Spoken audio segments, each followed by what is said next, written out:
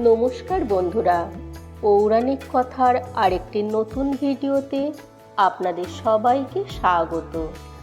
আজ আপনারা শুনবেন শ্রাবণ মাসে শিবের মাথায় জল ঢালা হয় কেন।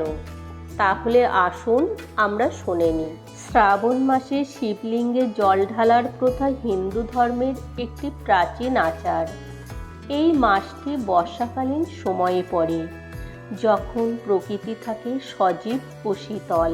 পৌরাণিক কাহিনীতে বলা হয়, সমুদ্র মন্থনের সময় সৃষ্ট মহাবিষ হলাহল যখন সমস্ত সৃষ্টি ধ্বংসের মুখে ফেলে, তখন ভগবান শিব সেই বিষ পান করে নিজের কণ্ঠে ধারণ করেন। এর ফলে তার শরীর অত্যন্ত উত্তপ্ত হয়ে ওঠে।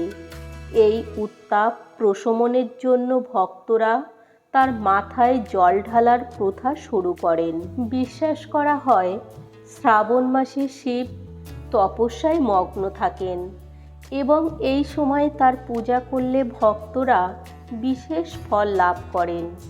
শিবলিঙ্গে জল ঢালার মাধ্যমে তাকে শীতল রাখা হয় এবং সেই সঙ্গে নিজের মনও শুদ্ধ করা হয়।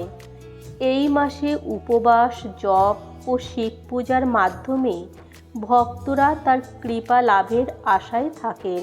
শ্রাবণ মাসে শিবলিঙ্গে জল ঢালার এই প্রথা আজও শ্রদ্ধার সঙ্গে পালিত হয়, কারণ এটি শিবের প্রতি ভক্তি, ত্যাগ এবং আত্মসমর্পণের এক নিদর্শন। ওম নমঃ শিবায়। হর হর মহাদেব।